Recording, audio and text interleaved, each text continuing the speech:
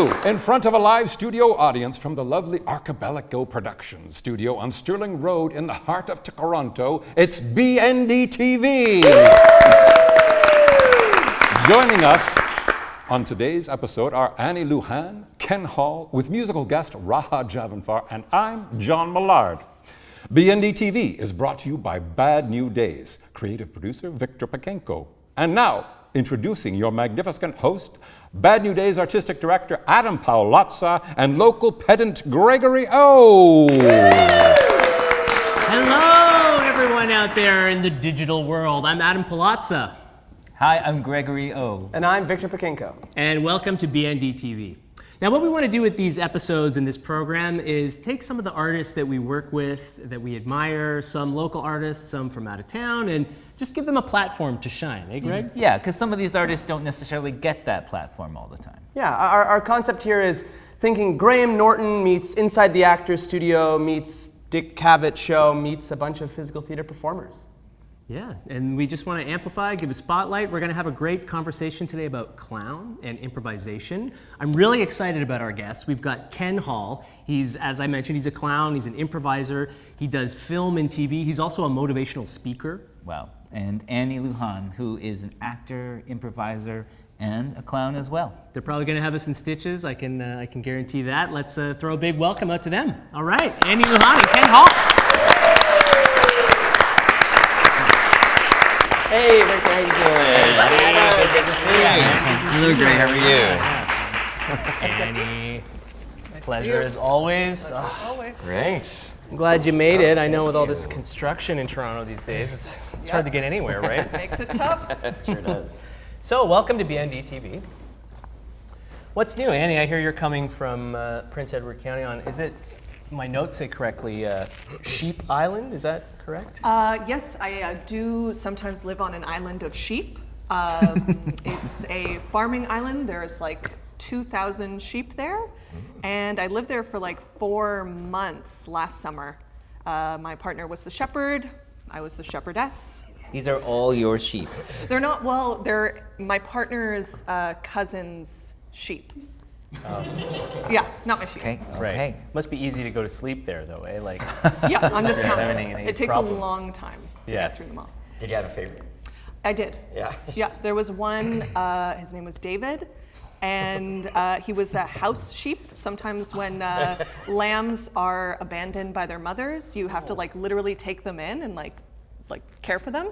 So sometimes we would bring David in the house, which was a bad idea because he peed on our bed. Yeah. So exactly like a human baby then. Exactly. Yeah, there you go. Exactly. Yeah. Exactly. and Ken, what's new with you? Where are you coming from? What are you up to these days? I don't have any sheep in my life. That's kind of sad right now. I know someone. yeah, exactly. I have a brother named David, so that's good. So yeah, I'm teaching a lot right now, and I love teaching. I love the variety of all the stuff that I get to do, whether it be public speaking or clown-based improv. I do a lot of stuff at Sweet Action Theater here in Toronto, which we'll talk a lot more about. And I'm currently directing my first Second City Conservatory graduation show, which is coming up September 1st, which is actually where I met my comedy partner Isaac. Way back in 2006, as part of Two Man No Show. So Ken and Isaac Kessler, two-man no show, an incredible comedy duo, clown duo. I mean, I wouldn't limit you to clown comedy. It's, I don't know what we are. to me, be it's honest. theater. It changes every time. Yeah. It's theater. And Annie, you have a little, you were working with some people too in like a little clown group as well, right? Yes. So myself, my friend Veronica, and Sasha, who we are actually directed by Ken, we do a lot of clown work, and that started because we got a Canada Council grant that allowed us to train in clown for 3 months. So we were working with Ken, with Isaac. We were zooming in with like clowns from LA that we really respected and liked too, just so we could get like more like well-rounded training from a bunch of teachers. And that was like a really excellent like foundation for my learning, because before then I had done it in theater school and commedia in Italy, but that was like just clown and improv, which was excellent. And then, yeah, we perform the odd time for small like workshop settings, but hopefully for more people. Ken is always encouraging us to perform. Yes. And that show in particular was more raccoon inspired. Yes, that was raccoon inspired. We were like we were trying to come up with this vessel because raccoons feel so clown-like. Yeah, they're always like they're mischievous and they're strange and no one really likes them. just But go out at night and eat yeah, garbage. exactly. And we really liked how that tied in with like us as women and the theme of like shame and like how raccoons are absolutely shameless. And so it was fun to play raccoons, even in the idea that like raccoons feel safer at night than women do sometimes. And so we're like, oh, this is like a fun vehicle to just like be wild in. Oh, I love it. That Yeah. sounds super cool. I know you could talk about your practice any way you like, but I'm really excited that the two of you are practicing clown because I love clown. I try to practice it in my own work. And so why don't we start with, we talked a little bit about this in one of the episodes yesterday, like clown, what is it? How do we talk about it? We were talking to Derek Kwan and Rob Feedham. So I'd love to just hear from the two of you, how would you describe clown? And it could be the way you do it. We obviously know there's no univocal way to talk about it, but. For me, I had an opportunity about maybe 12 years ago to train with Philippe Gaulier, who came in Toronto. I think Derek might have even been in that workshop. So was Rob. Oh yeah, that's right. Yeah, that's right, actually, yeah. And for me, that was one of my first exposures to doing clown. My background is more in improv and sketch comedy. And for me, I've always loved the idea of play. And there was a ton of that within improv. And I discovered that a bit later in my life when I was about 30 or so. It was when I jumped into my first like improv class. And that had been a big part of my life that had been missing, that sense of play. I grew up in Toronto in the punk scene and didn't really work. I played drums in a punk band. You don't acquire any marketable job skills that way, and I was very, you kind of have to grow up fast and all of that kind of stuff. So when I discovered play later in my life, I'm like, this is so much fun. And I want to keep exploring this world. And as we mentioned, my comedy partner, Isaac, that had been a big part of the dynamic of Two Man No Show, was that we would often break the fourth wall because we were not strong writers. We were not the best performers. We were still very much green, very novice in a lot of ways. And so if we had prepared jokes that didn't land with an audience, let's say another joke then. Let's try and actually bring the audience into more of our experience. And so for me, that's been a big part of the clown ethos for me is that idea of playing and to try and connect with an audience and to harness your inner idiot, as Gaulier says, and for me, I feel like so many, especially adults in particular, kids know how to play, but as adults, we get very serious and we get very self-conscious in ways, and I think we listen very much to our inner critic of saying, don't say this, don't do that. Coming from a place more of like perfectionist, being afraid to show mistakes being afraid to show vulnerability. And for me, clown is that beautiful vehicle that shows all of you. It's like a three-dimensional version of you, and it's easier said than done in a lot of ways. But through very game-like activities and exercises and such, in ways that you can devise material, you can connect, I think, with a wider swath of the population. And I just think it's so much fun to see someone on stage who does not play by the traditional rules of theater. And that's something that me and Isaac do a lot of, is that in Annie as well, we break that fourth wall. We want to give the audience more of an experience and to remember what it was like to play and not have to worry about a plot or a narrative, but just to play ridiculous games for an audience's pleasure. So are kids just naturally clowns, or this is a serious question, do kid clowns exist? Well, I think kids have a lot of access to play because they're not inhibited in the same way that adults are. And so they don't have as many blocks or masks or barriers, so they're able to easily grasp it.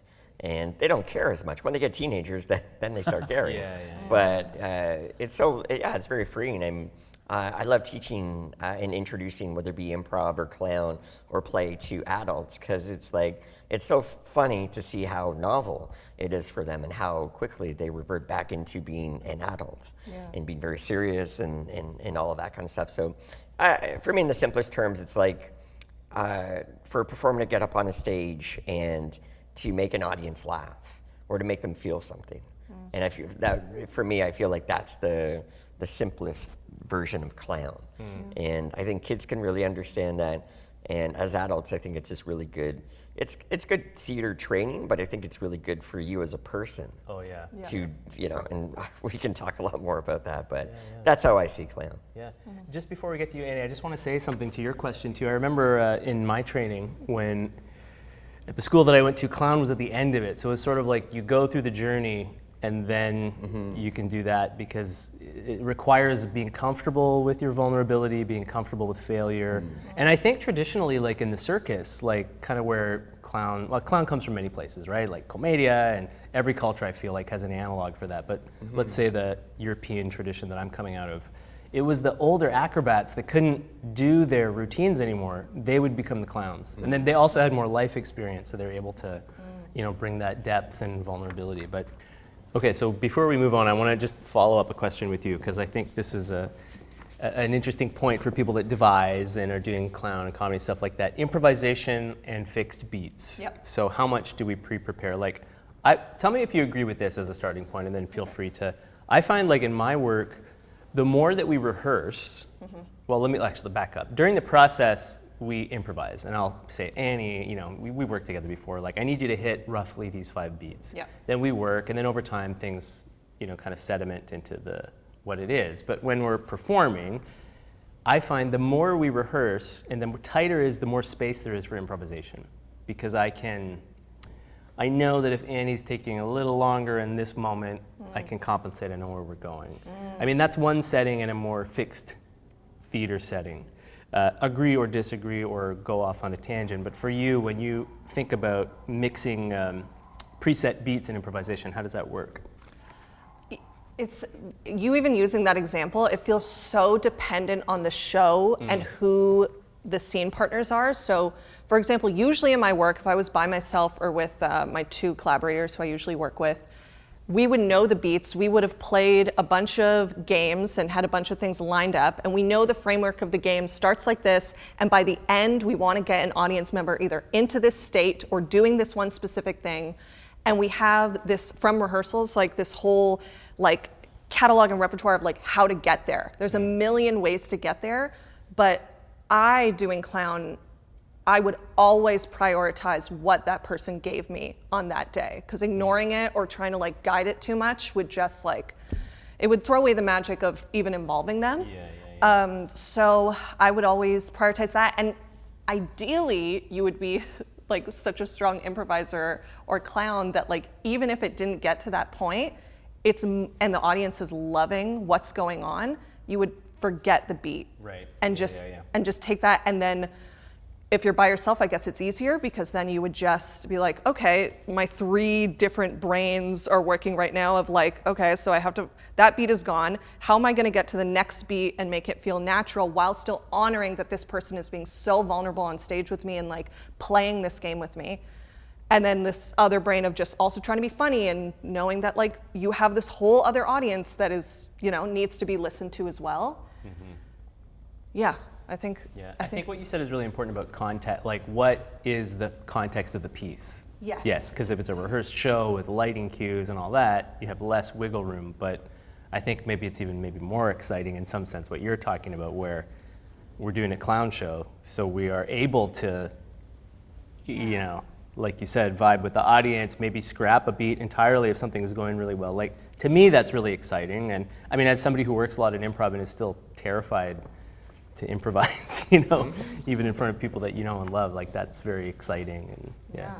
What about you, Ken? Is that, I think you mentioned something about writing on your feet as well, or no, what you both said was, you both kind of mentioned this separately, like working, kind of writing with the audience or in front of it. Is that kind of touch on this, what we're talking about with Annie? Yeah, totally. Yeah, and it plays to my strengths and my comfort level as well. As you were saying, like, I'm not comfortable doing improv. I'm so comfortable doing improv.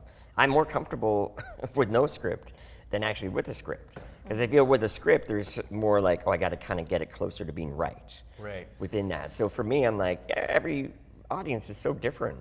For me, kind of like based on what Annie was saying, I'm a big fan of like playing moments.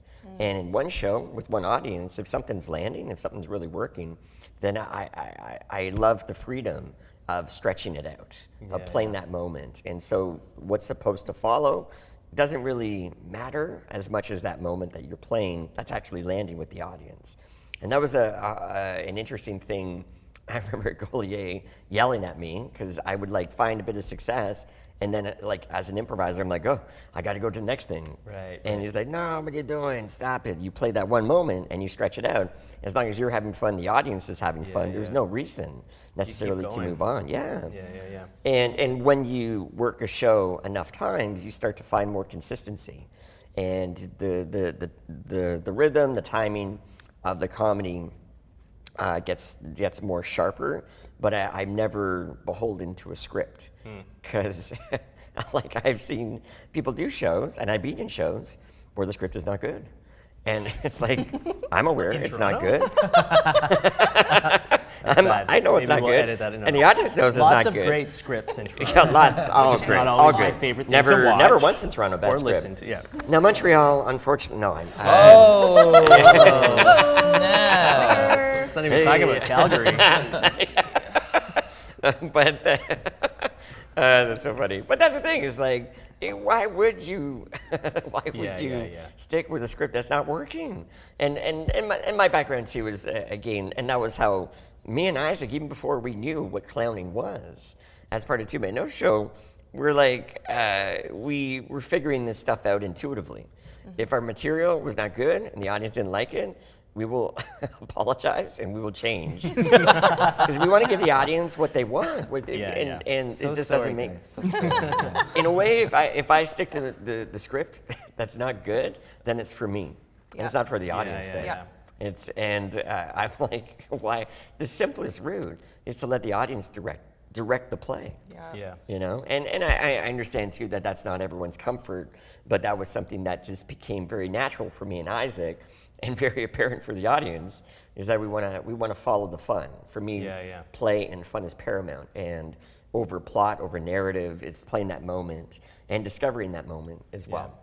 I think too, like what you're both saying makes me think like and you know, maybe the audience here has had this kind of experience too. There's an elasticity of the time.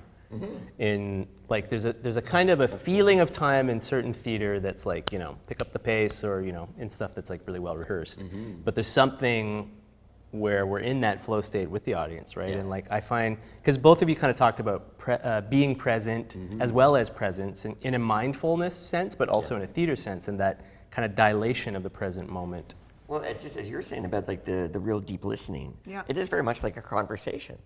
And I think when a conversation is good, the audience feels seen and heard, you know, and you're very attuned. There's a sensitivity that comes within that. And that's when I think, you know, people experience like, oh, that was a really good show. Like the performer, like it was unique to that audience and not just like canned.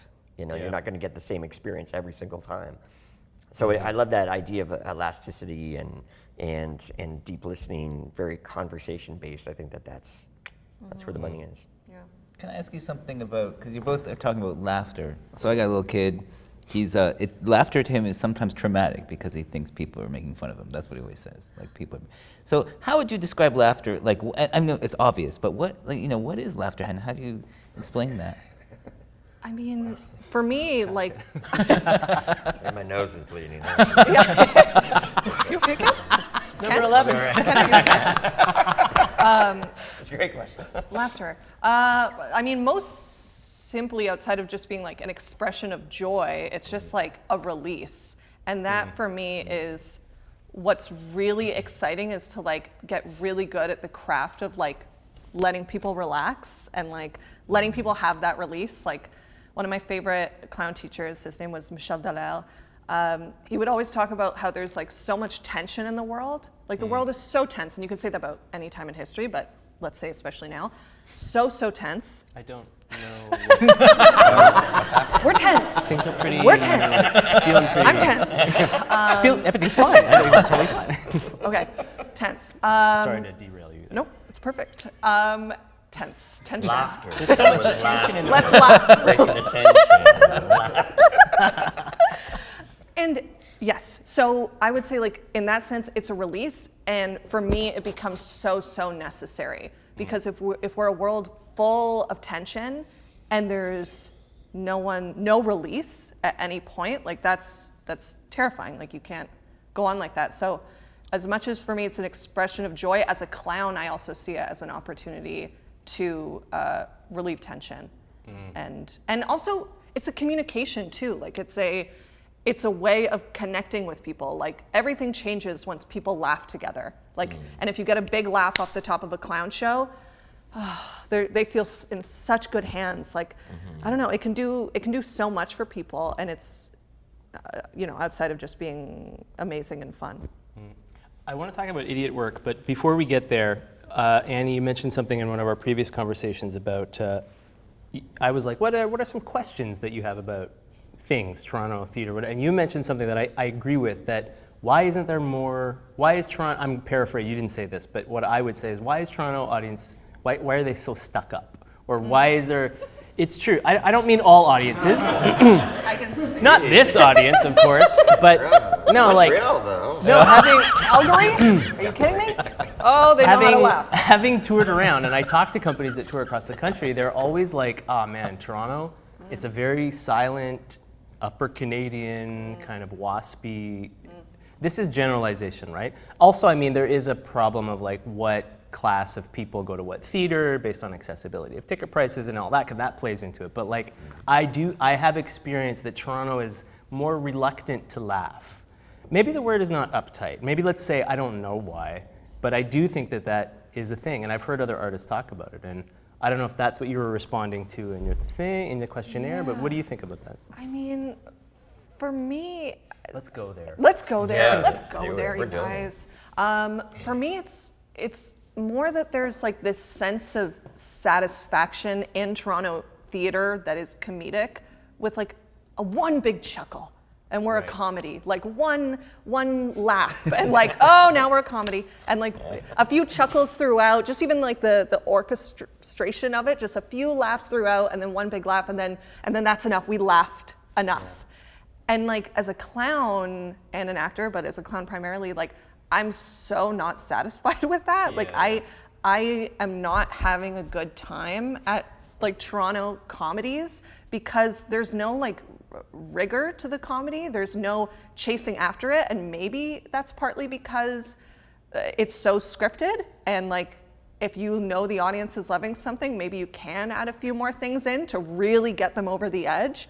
But I just feel like there's this satisfaction with things having a joke, so it's a comedy, instead of, I would love to see more like Toronto theater companies and like comedies having way more rigor, having more of a goal of like, if they're not peeing their pants, it's not good enough, you know? And I think that maybe a punk ethic is missing a bit too, of like, along with this, like rigor and more. Why not get us in stitches? It's safe. Yeah. In a lot of ways, and I think Toronto's in very much, and this may be the world over, but like very like insular in a bubble kind of thing. In tradition is something that people like. There's not exposed to a whole lot of other things that you mentioned, like idiot work, for example. True.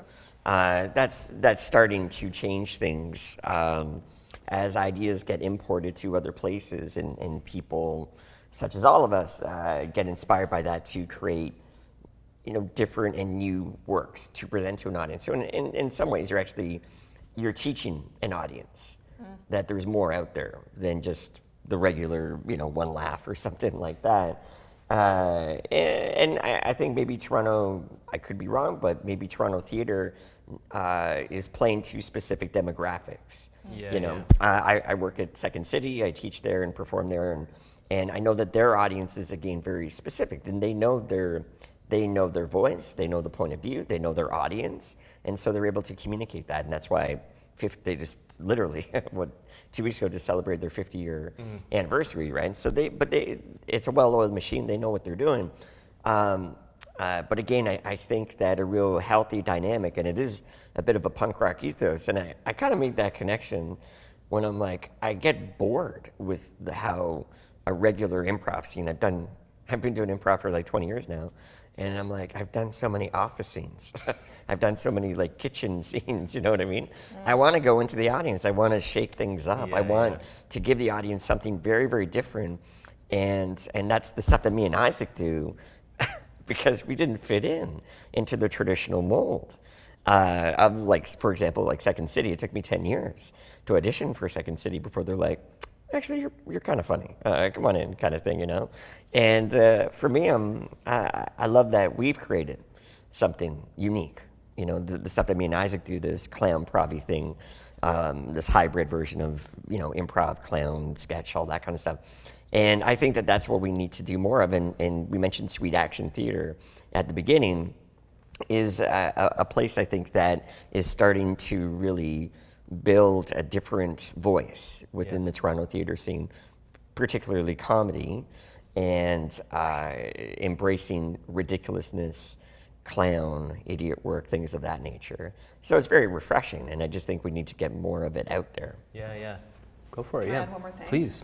Just thinking more about the Toronto scene and theater in general, like I think this, or however we describe Toronto, like there is this mentality that like tragedy is superior and tragedy makes you feel more, just based on like seasons I've seen, especially in the past few years. Like people are getting at themes and getting at theater like in a very tragic, heavy lens. Like part of, for me, like I don't see laughter, or laughter is synonymous with like celebration for me too. So I think about that a lot, but I don't see that on stage. And I think partly because people think like, if it's too entertaining, it's not Can't art. be serious, exactly. Like I've had people tell me before, like the worst thing you can do is be entertaining.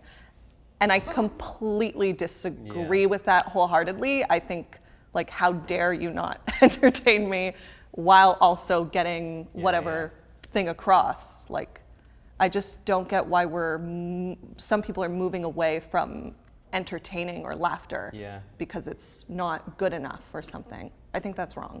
Yeah, and I don't think it's just a Toronto thing. I do think throughout the history, I mean, look at Aristotle wrote his Poetics and they lost the part on comedy. There's only the tragedy part. I don't think that is a coincidence that there has become this bias towards, okay, the drama is the serious and the comedy, it's the entertainment. But I think the way that we talk about the world, and you both talked about this in the questionnaire then when we were talking before, there are ways to talk about more serious issues through laughter, through levity, through this like very real connection to the audience. Yeah, and I'm glad you mentioned celebration because I really liked how you had said that before. There is something, dare we say, political. It's the second time we've mentioned it in this series.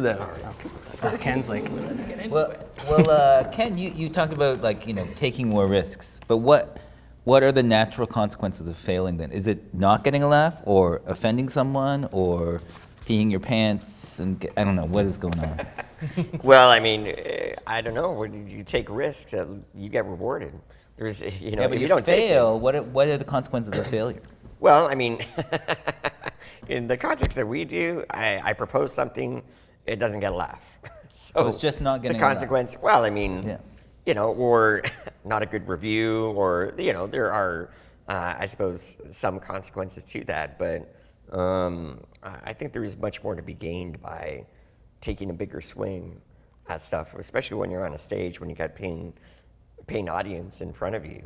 And I've just always, for me, I think I've really internalized and realized those moments when either in an improv scene or in a clownish kind of show or playing with Isaac, it's those moments where I've taken those bigger risks of like, should I do this? Yes. And where it's always felt the best, where I actually feel like that was good. I broke new ground. And again, not just in terms of theater, but like as a person. And that's how I see a lot of clown, is like it's so transformative for for people. It's not just like, oh, it was a funny show. There's something deeper. I've seen shows where Eric Davis, Red Bastard, for example, who's one of the best Buffon artists. I think you know Eric. So for me, I was like, that show was so dangerous because he asks and he literally dares people in the audience to do certain things. And I've seen his show a number of times, and it's a show where, no spoilers, but there's parts where he dares audience. And so I remember I seen a show in Winnipeg where he got someone to call up this girl that he was in love with. And everyone's like standing around this person. The person felt like a hero. He got her voicemail. I just left a message being like, hey, it's me. I love you. I'll explain later. But like, he's gotten people to quit their jobs and to make some big career shifts and such. So I'm like, that's not just a show, that's an experience. And he's walking the walk and talking the talk within that. So I just feel like as an artist or as a person in general, like to take more risks, there's just a higher likelihood you're going to get rewarded. And failure isn't so bad. So much of clown is actually our relationship with failing in front of other people. And you are going to fail. But instead of like the what's the story that comes with that idea of failing, you know? And I think of someone like Gordon Neal, for example, who owns Sweet Action Theater. He's the best at failing. He creates shows where he's intentionally going to fail. And I'm just like, it's so inspiring, because if you can do that on stage, you take that, you start importing that into your day-to-day life. And that's, again, how it can become so transformative. Yeah. And maybe failure, the way we understand it in this kind of like capitalist society framework, is it's too bad that failure can't be transformative. Yeah, totally. I feel like a lot of people have a stigma that it's very unhealthy to fail. You got to succeed, but it's like Brené Brown, who's a scientist and who studied like vulnerability and shame and did TED Talks and such about this, and talking about the people that do TED Talks. She described it as like, this should be the conference of losers. Because everyone up there who's doing a TED Talk, they've had to fail so many times in order to get to the thing of what they're actually booked to do. So, Wayne Gretzky, you miss 100% of the shots you don't take. There you go. It's true. Great one. Well said. There you go, 99. And clown is also the only art form that coaches you through failure. There's no other art form that's like, oh, if something goes wrong, hide it, do this, do like. Hide, like we'll cut the lights, we'll do something. Like we have all these like safeties for failure. But clown, it's like, I mean, it's just such a craft and a skill to watch someone fail, and the way they get out of it, or the way they use it, or just using that moment to be vulnerable, to do something that we don't get to do in our daily lives, and then make people, and then bring it back around to laughter in some way. It's like unbelievable. Like it is, and a lot of clowns I've spoken to are teachers. Like it is such a gift. Like it is the gift of to the audience to fail in front of them, to then use it and turn it into something. I think we're just about running out of time. But any final thoughts? Anything burning things you wanted to talk about that I missed? Give us the button.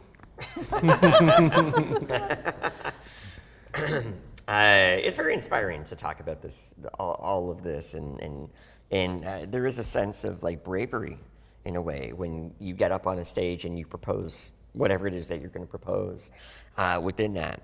And it's such a good point that you're not really taught how to accept failure. You know, you're not taught that in school. It's only within something like clown where you can bring play associated with failing, and that you survive and you become more comfortable in your own skin. And an audience sees that as like, oh, I can't do that. But it's like, yeah, you can. Yeah. You know, it's I don't know, it's medicine, I think, you know. Yeah. I'll just add that like with everything in the world like going towards efficiency, like even AI, or everything is about efficiency right now, like how we dress, our shoes, it's raining, computers, we need to get rid of people and put like, machines in. Clown for me feels like the only thing that's playing with that idea.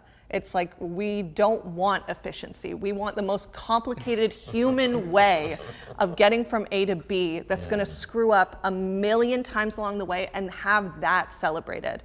Because that's, I think, the thing that's gonna keep connecting people, is like failure and, in a way, moving away from efficiency. So ChatGPT started a clown, and is now moving away from it. Super clown. It's an efficient clown. Yeah, that's what AI is, I guess. I love it. What a great note to end on. Thanks so much for coming in, Annie Luján, Ken Hall. We're going to take a short break, and then we'll be back with some music by Raha Javanfar. Woo! Woo!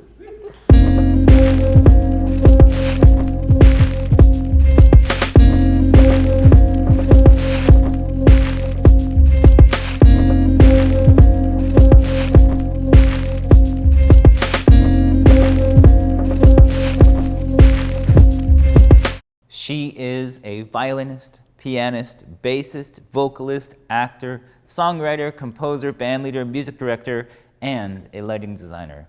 Please welcome Raha Javanfar.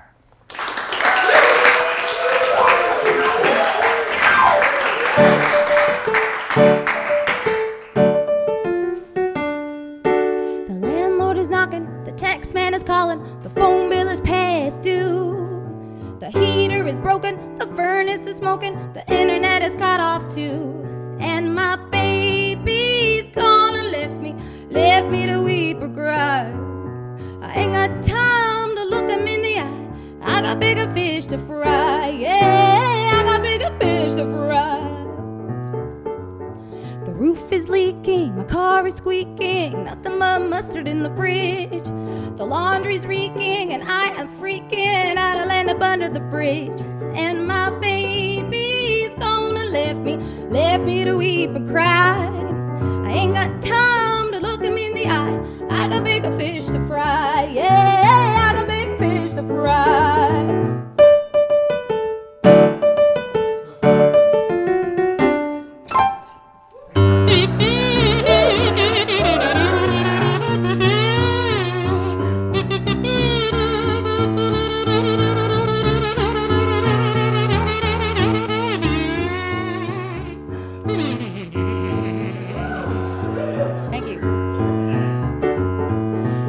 You want to hear some more now? I'll tell you. My teeth are aching, my knees are shaking, back stiff as a board, migraines attacking, I woke up yakking, won't you help me, Lord? And my baby's gonna left me to weep and cry. I ain't got time to look him in the eye, I got bigger fish to fry, yeah, I got bigger fish to fry. I said my baby's gonna left me to weep and cry. I ain't got time to look him in the eye, ask him why he lied, tell him I tried, he's taking all the pie. Baby, let's get high, you're such a good guy, don't say goodbye, I'll simply just die.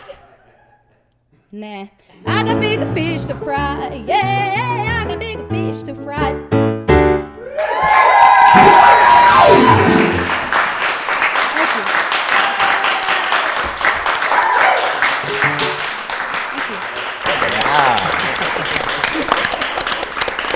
Wow, fantastic. I had to rehearse that intro a lot.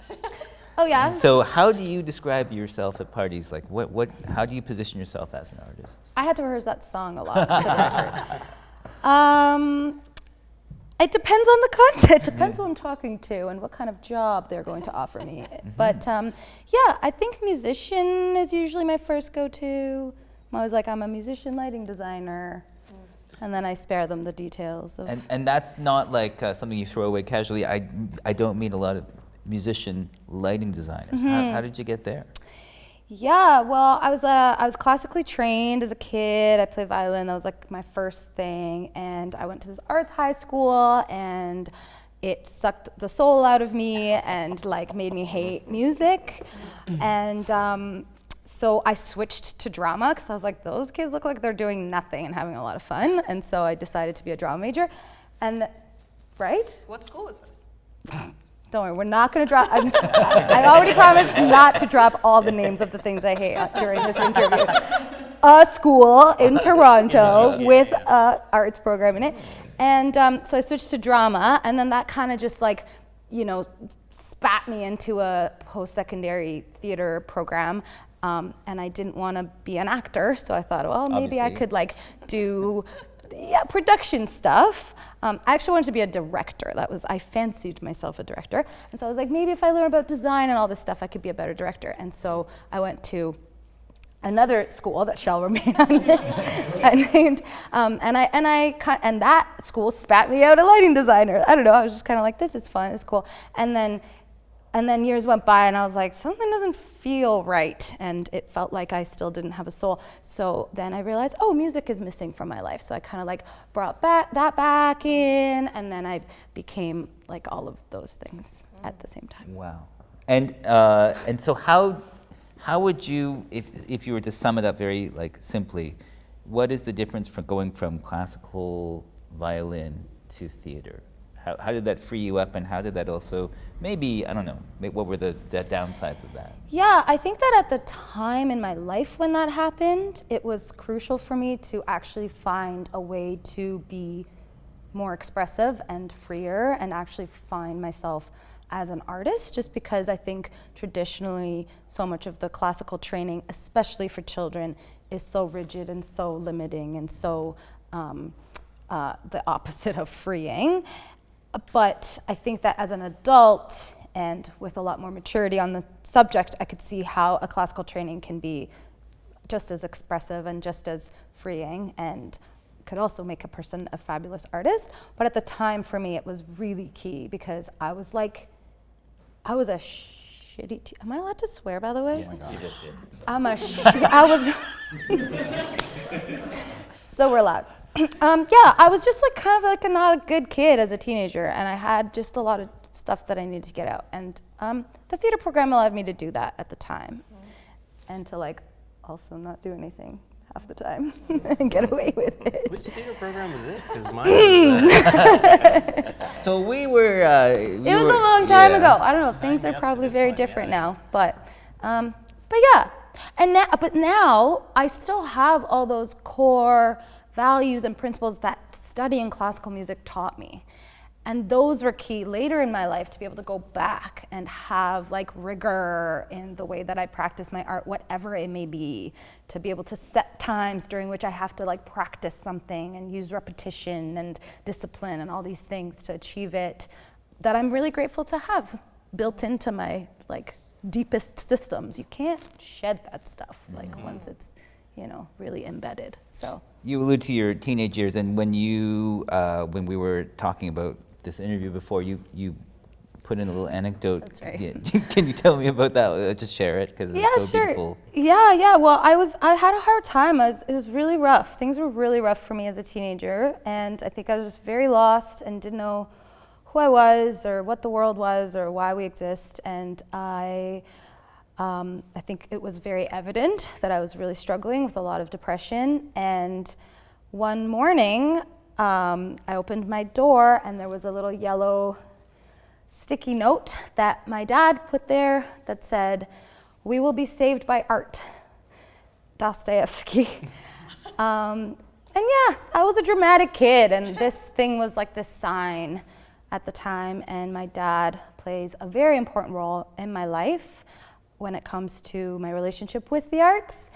And that was one of the key moments that I think I'll forever remember, is just like seeing this. And like I Googled it the other day, and I don't even know if that's actually a Dostoevsky quote. It's like he made this up, or I don't know. It's like, Wayne Gretzky. Yeah, maybe some paraphrasing going on. But anyway, it was really meaningful, and I often think back to it. I think back to it when I wonder what I'm doing when I like wake up in the morning and haven't had coffee yet, and I'm in that like existential zone, you know? I'd love to say too, just that how you and I met is that I was doing an adaptation of a Dostoevsky piece with a mutual great friend, RF, Mir Abdelbagi. Riffy, he's out there in Iran somewhere right now making beautiful music. So Dostoevsky is kind of what introduced me to you. There you go, well. recurring theme. Yeah, and also we were taking the piss, so It wasn't really Dostoevsky. It was so good. It was amazing. It was really, really fun. Yeah. Now, way before I met you, I met your father. And the reason is because I was one of, sorry, since you threw it out there already, I was one of the little shits that at the Faculty of Music, when your father was studying there, we would have this weekend cat and mouse game, all of the pianists, because he was doing building security as sort of his side gig. And so he was responsible for making sure that everyone was out by 5:30 p.m. And we would be like, we didn't have cell phones, but we would have this like intricate plan. Okay, guys, he's over there. Okay, let's all go to this wing and practice there. And then we would, okay, head to the basement. But he was kind of amazing. He had this like sixth sense. He'd be like, and eventually it was an honorable thing. God. He would like, you might get an extra hour and a half in there, and then knock, and he was there. He'd be like, okay. It was an honorable thing. I was like, okay, you got me. I'm out.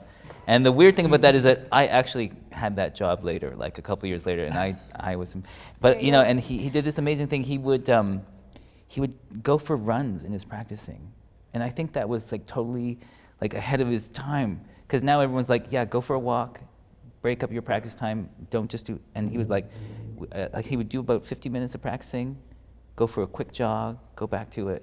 Yeah, my dad's amazing. That cat and mouse game, I played with him my entire life. That's like kind of sums it all up. But he's now he's currently getting his PhD in like a joint music and philosophy program, which is like so my dad, like he basically made that for himself. So yeah, because he was in education, right? Like he was a teacher or something. Yeah, and he had aspirations to become a conductor, and he's been doing that. He conducts a string ensemble in Ottawa, and he's studying his PhD, and he amazes and inspires me all the time. So when you went into theater, was that supported? Was that something that was... Totally, yeah. I don't really ever remember having to like fight for that or anything. It's always, yeah. And now, the 11th thing I should have mentioned in your intro is you're also a mother now? Yeah, that's right. Okay. Yeah. So how are you, do you see any, like, do you want to talk about that, how you're navigating that? Yeah, it's tricky. I was just like weeping this morning because my daughter was pointing out the fact that I'm never home, and I was like, cool, we're off to a great start. She's 2, she's starting 2 next week.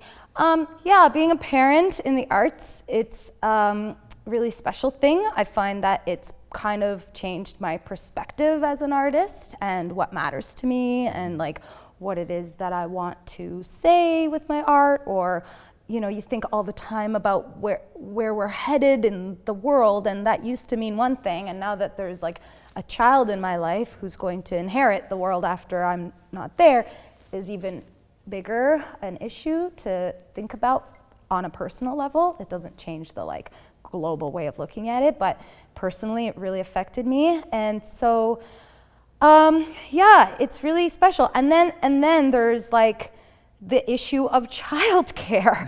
Like it's just a practical problem. And I know that that's a conversation that's had by everyone who has young ones before they go to school. It's like, where do I put this thing for the day while I'm working?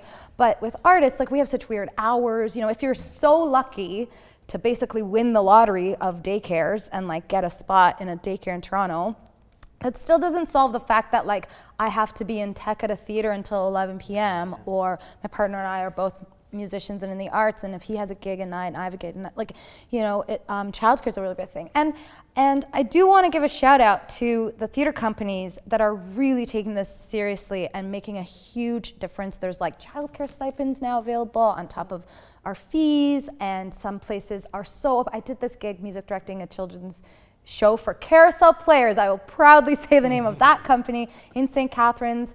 And I had Ida there with me the entire time. She was like 5 or 6 months old, and I went to rehearsal every day, and we had a little like station for her in the corner with all her stuff, and if she needed me, I was there. Everyone else on the team was very available to like change the schedule for the day, to accommodate the baby, and that meant a lot. That meant that I was able to work at a time when a lot of women have no choice but to not work. And you know, as artists, we don't have access to maternity leave in the same way that others might. So not working has a lot of implications, and they're not all financial either. It's like who you are and what your life means and all of that stuff. So yeah, that's a big and important issue to me.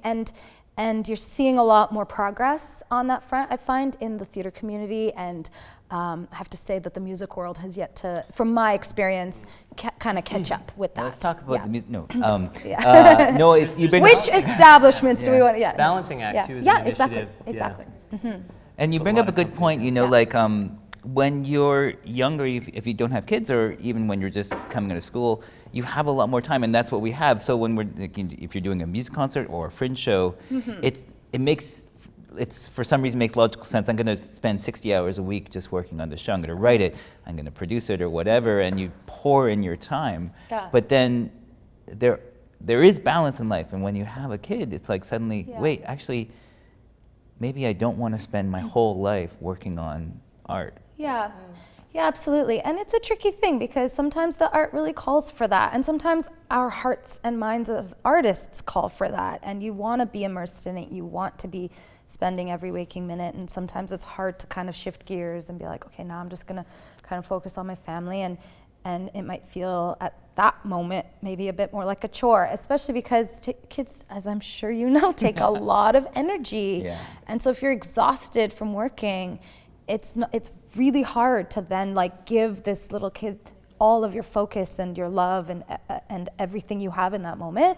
But yeah, knowing that there's supports in place where it's like, if it's not me in that moment being able to be with her, she's not just like in a place where their only goal is to keep her alive for the day. Like maybe they're actually doing some fun activities and like helping with her development and giving her love and all that stuff. And it's nice to have that network where you can actually be a bit at ease when you do need to really like depart and go and be an artist and then come back and stuff. And she's so cool. Like she'll just be like, "Mommy, going to work?" And I'm like, "Yep, going to work." And she'll be like, "Okay, bye." Seriously. And then she goes, "Coming soon?" I'm like, "Yep, I'll be back soon." She's like, "Okay." So I'm very lucky. She doesn't give me too hard a time. She's texting you on her. Yeah. She's like, "You back yet?" Except for her little passive aggressive moments of pointing at a picture book and being like, "Mommy, not there." I'm like, okay. So you talked about how it's changed your view of the world and art. So now that we're also talking about tension and just like tension in the world. So as you know, these are extraordinary times, right?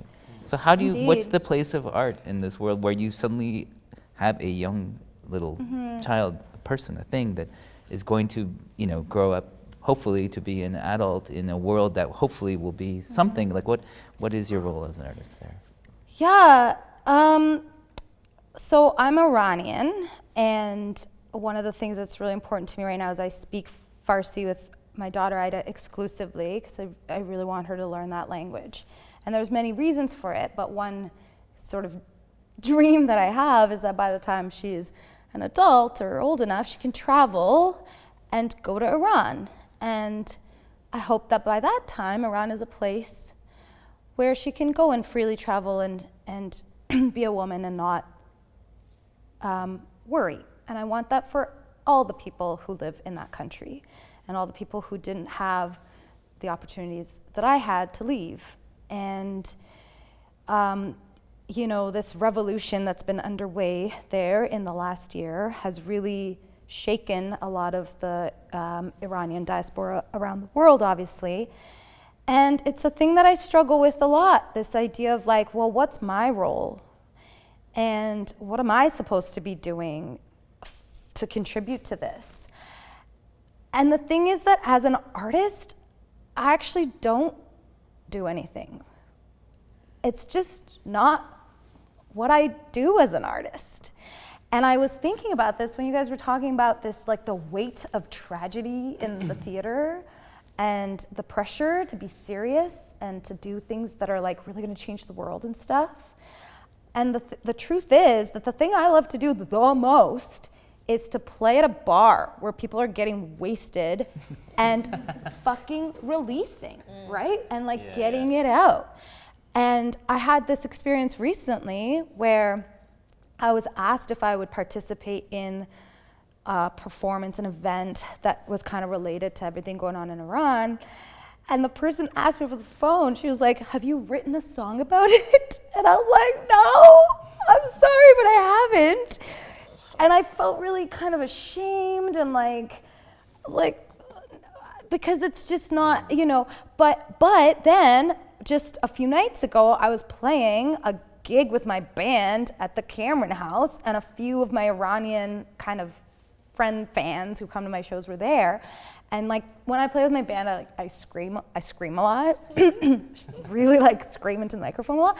And one of them kind of pulled me aside afterwards and was like, I need that. Like I want, because you're doing the thing that I want to be doing, and you're just doing it, and it gives them an opportunity to like feel that same release sort of thing. But I still go home and I'm like, oh, I didn't write a song about the revolution. Like I should do. And it's honestly like a real thing that I tend to question a lot. And I think all of us, because it's like, I think it's good to remember, like you said with your friend, the way that we process emotions is not always through a direct editorialized way of talking about an issue or something like that. Because I feel the same like in theater, you guys could probably identify too, right? There's, just by seeing a show about income inequality that very articulately lays out all of the issues, it doesn't necessarily doesn't give what your friend needed, which is the release maybe that Annie was talking about. Yeah, absolutely. And just balancing things out with joy. Like there's so much tension and downers in the world, and it's not to say let's ignore them or forget about them or anything, but I do think we need to just constantly be rejuvenated so that we can tackle those things on a day-to-day basis. But these are definitely they're things that just kind of tend to bounce around in my brain a lot, and I keep asking myself if I'm doing the right thing. We need more kazoos. More kazoos! Please. And it still feels revolution. Oh, there. It starts today. I was gonna say it still feels like revolutionary, because to like have that joy in like an anti-capitalist way where it's just you're just giving it for free to other people. There's no subscription or anything else. Like that's, I don't know. For me, it's revolutionary. There's a lovely subversiveness to it, because it's too easy to find grievance and to, want to come from a place of anger or fear. The kazoo really cuts through it, and that's a universal thing. Yeah, there's also a little bit the idea of like, am I supposed to be somehow paying back? Like, I had the opportunity to not grow up in that country, to be in a place where I can be free, be in a place where I can be a woman and sing in front of an audience and like not get arrested for it. So what are you doing now to like help those women who can't? There's like that kind of pressure sometimes, but I can't take on the Islamic Republic of Iran by myself. Like I just can't do it. And all these women in Iran are doing that, and I just get to kind of do the thing that I can do, which is like, I don't know. Well, there is a thing in tragedy where the characters in tragedy, a space opens up in history or whatever's happening where you're called to do something, and that's maybe the sense of fate. And maybe I think sometimes, like I struggle with this too, like I'm not making work that's enough about climate change or enough about, all the stuff that really riles me up. But maybe that's not the space that's opening up for me to be able to, contribute. So I don't know. Yeah, and the other Not part that of this, I need to like make you feel bad. I know. And the other part of this conversation I'm interested in is like, it's like a thing. You guys were talking about Toronto theater and that kind of like, just because work is about one of those topics doesn't automatically like make it great theater either. And I feel like we're stuck in this period right now where the pendulum's swinging. We're trying to like pay more attention to certain things, and so a lot of weight is given to those pieces, and sometimes it's forgotten like what makes good theater, or like but was it actually really good? Like just because the topic was relevant, was the lighting design actually like Dora worthy or whatever? You know what I mean? No, it was just blue and amber. Which is what I see in every time I go to the theater. I'm like, oh, blue, amber. Anyway, yeah. Can I ask you, with coming from a classical violin background, what do you see as because it exists, of course, but the virtuosity of playing in a blues or rock or whatever band, like what is it that defines the really good musician in that sense versus like, because there's not a preset blueprint, right? But there are conventions or what, like, do you know what I mean? Yeah, I think so. I think that's kind of where, for me, the classical like rigor and discipline does come in, because so many of the great improvisers who are instrumentalists, I think, apply those same principles to the way that they practice their art and their music. And it's something that, as a classical musician, it's terrifying. Like, to most classical or musicians, the idea of like making it up on the spot, there's nothing scarier.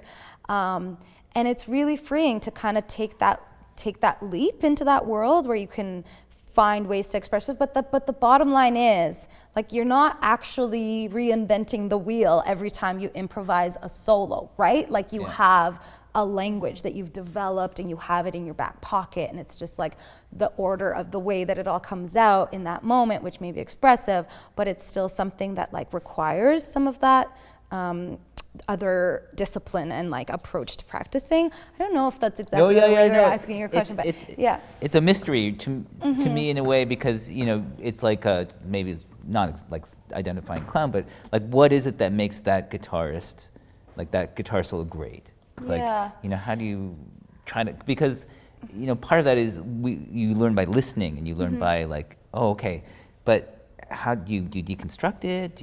Is it like just like the 1,000th of a second later on that one beat, or like this was just right on the spot? Or I think if we knew the answer to these things, and if we like dissected it, something would die about all of it, you know? Like, I don't know, it's just that guitar solo that just like hits you here. That's the other thing. So much of the way that you prep for it and practice for it is up here, and it's in your fingers, and then it's just that moment where like it all kind of funnels down to what it does here for the people who are listening to it. And I always wonder if my perspective on music as a musician, I know it's different than an audience member who's not a musician, and that's another thing that you kind of also, something that might seem very virtuosic to them, I might be going like, well, blah, blah, blah, blah, which is terrible, but we have different ears, I think, when we're... Yeah, that's an interesting point, because, we were talking about clown and how, laughter is unmistakable. But with classical music, there is this weird... I don't know if it's elitist, but there's a hierarchy of rhetoric. In other words, like, so if you've studied violin your whole life and you're listening to this particular concerto and there's a particular passage in a cadenza, oh, wow, they really nailed that. But maybe that doesn't read to someone else. Maybe it's like, Yeah, totally. And as musicians and creators, it's good to sometimes try to let go of some of those and shed some of those, like, preconceived notions we have of that kind of virtuosity. But I actually don't totally know how to do that. I don't know how to turn those things off necessarily, or to be able to make my ears hear things the same way that an audience member does. But I guess that's why you also just need to play a lot for people and see what it's doing for them. And that, it's like what you guys are talking, it's like you at the end of the day, like, they're the ones who are going to react and give you back something. And if they're just sitting there being like, ooh, then maybe you need to reconsider. So let's end this with, I like to end with a little pithy question for each of you. Knowing who you were when you were younger, and knowing that there are lots of people like you, is there a piece of wisdom or something you just want to offer to those people? My impulse is, well, a couple of things, but they all connect. Like, if you have an impulse as a young person, like, go for it, always. And make sure you set yourself up in rooms where you know the least, because that was always very, very helpful for me, was like, never stop challenging yourself, even like 10 years down the line. Like, keep putting yourself in situations where you could fail, and fail really, really big. That always helped me the most. For myself, and for those watching, when I was younger, I felt like a sense of that things were permanent, and I couldn't really see a different reality to the one that I was living. And so I would encourage people to jump into an improv class if they've never done it, because I really feel like it's not just learning improv, it's a way of learning more of yourself. And what I found was that learning the tool of improv, the idea of yes-anding an offer, I started to yes-and in my improv scenes, but then I started to just habitually yes-and in my life. And I noticed my life changing in a lot of ways. I would say yes to things, whereas opposed, I would be quite rigid and be like, no, would be my default. So look for an improv class and look to find more ways to say yes to things rather than say no. And if you're saying no to things, is it out of a fear or is it out of an unknown? And try to flip your no to a yes and see what happens. Well, somebody once said, we will be saved by art. And I would say that whether it's what you want to pursue or not, find your art and go to stuff. Go to live music shows, go to the theater, go to the art gallery, watch dance. And I think that once you really start to do that, you'll just start to see art in the world. And I think that will just help whatever it is you need. Lovely. Those lovely thoughts to end on. Well, thanks so much to Annie, Ken, and Raha. This is BND TV. I'm Adam. I'm Gregory. We'll see you next time. Thanks so much. That was super fun, guys.